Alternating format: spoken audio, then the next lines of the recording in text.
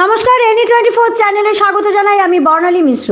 সারা আসাম উচ্চতর মাধ্যমিক শিক্ষক ও কর্মচারী সংস্থার কাছাড় জেলা কমিটি আয়োজিত প্রাক্তন শিক্ষক শিক্ষিকা ও কর্মচারীদের বিদায় সম্বর্ধনা অনুষ্ঠান। নতুন শিক্ষানীতিতে +2 বা উচ্চতর মাধ্যমিক স্তরের কতটুকু প্রাসঙ্গিকতা অবশিষ্ট রয়ে গেছে সেটাই এখন বিশেষভাবে ভেবে দেখার বিষয়।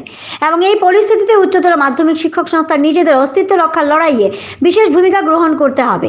আগামী সময়ে এই স্তরের শিক্ষকদের জন্য খুব একটা সহজ ক্ষেত্র হবে না বলে সতর্ক করে দিয়েছেন সংগঠনটির রাজ্য সভাপতি কৃষ্ণেন্দু রায়।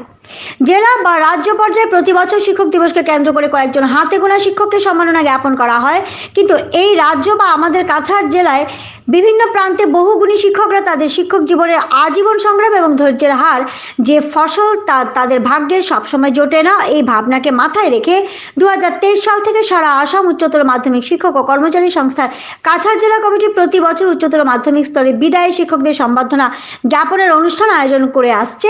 এবছরও সংস্থার দ্বিতীয় দলে অনুষ্ঠানে 12 জন বিদায় বিষয় শিক্ষক ও ডেমনস্ট্রেটরকে সম্মাননা জ্ঞাপন করা হলো। একই সঙ্গে শিলচরের বিধায়ক দীপায়ন চক্রবর্তীর পক্ষ থেকেও এই বিদায়ী শিক্ষকদের সম্মাননা জ্ঞাপন করা হয়।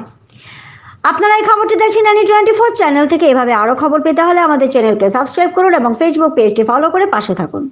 শিক্ষা বার্তা, যেটা আসাম উচ্চতর মাধ্যমিক শিক্ষক ও কর্মচারী সংস্থার রাজ্য পর্যায়ের মুখপত্র বেরোয়, এবং আপনারা জানেন হয়তো যে শিক্ষা বার্তা জেলা স্তরে কিন্তু কাছাড় জেলায় শুরু হয়েছে প্রকাশ হওয়া, যেটা গত বছর প্রথম হয়েছে, এবার দ্বিতীয় সংখ্যা কাছাড় জেলা কমিটির।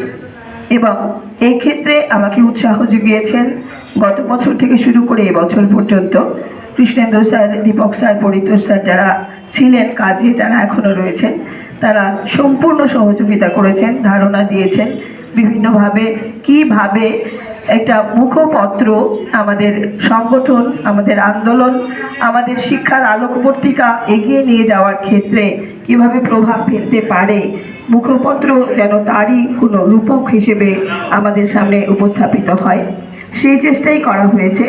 এবারের মুখপত্রে শুধু আমি কাজ করেছি, আমি কিছু করিনি, সবাই মিলে করেছেন। এখানে সংস্থার বিভিন্ন সদস্যরা রয়েছেন, তারা খুব ভালো কাজ করেছেন। গত বছরের তুলনায় এবার আমরা চেষ্টা করেছি আরও কিছু ভালো আপনাদের কাছে তুলে ধরতে। আমরা চেষ্টা করেছি আমাদের কাছাড় জেলার উচ্চতর মাধ্যমিক যেগুলো স্কুল রয়েছে, সেই স্কুলগুলো, প্রতিটি স্কুল গ্রামাঞ্চলে বিশেষ করে, তারা বিশাল এক সংগ্রামের মধ্য দিয়ে আজকের জায়গায় এসে পৌঁছেছেন। কারণ যে সরকারি বিভিন্ন নিয়মে যখন শিক্ষা প্রতিষ্ঠান চালু হয়েছে, তারও অনেক আগের থেকেই শিক্ষার চর্চা এই কাছাড় জেলায় চলে আসছে, এবং তারই ইতিহাস আমরা পেয়েছি তাদের লেখার মাধ্যমে। বেশ কয়েকটি স্কুল, বেশি আমরা পারিনি, আগামীতে চেষ্টা করব সবগুলো স্কুলের ইতিহাস আমরা আমাদের মুখপত্রে সামিল করার জন্যে।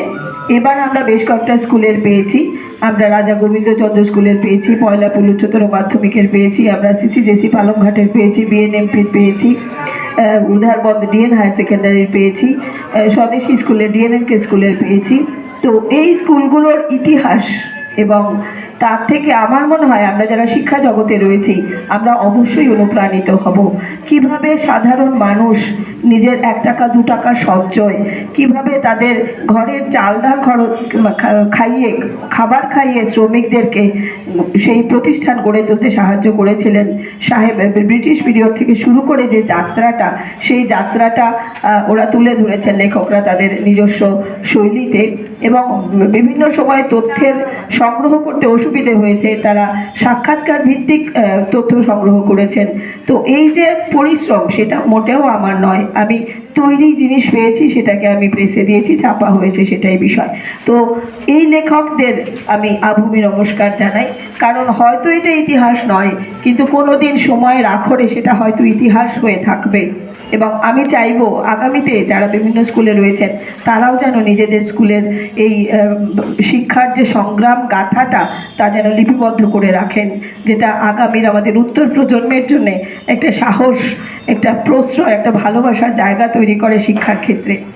এবং এর সঙ্গে আমাদের এই এবারের মুখপত্রে রয়েছে যেটা আমাদের আজকের অনুষ্ঠানের মুখ্য অতিথি রাজ্য সভাপতি শ্রদ্ধেয় কৃষ্ণেন্দু রায় বলছিলেন, নিউ এডুকেশন পলিসি, এই নতুন শিক্ষানীতি 2020, সেটা বিষয়ে যেভাবে কি বিষয়ে আমাদের +2 লেভেলে বা উচ্চতর মাধ্যমিক স্তরে, সেটা এখন আর বলা যায় না +2 বলে, সেখানে কিভাবে আমাদের রেখাপাত করতে পারে তার বিষয়ে মোটামুটি একটা ধারণা এই ইয়েতে রয়েছে, মুখপত্রে রয়েছে। তার সঙ্গে যেটা আমি সবার শেষে বলছি, সেটা সবচেয়ে প্রথমে বলা উচিত ছিল কিন্তু বলিনি, কারণ হচ্ছে আমরা যখনই কোনো সংগঠন করি তখন আমরা কিন্তু সরকারে কে রয়েছেন, কোন দল রয়েছেন সেটা কথা নয়, আমাদের কোনো প্রাপ্য, আমাদের ন্যায্য প্রাপ্যতে যদি কোনো অসুবিধা হয়, সে যেখানেই হোক, আমরা ক্ষমতার বিরুদ্ধেই কথা বলবো।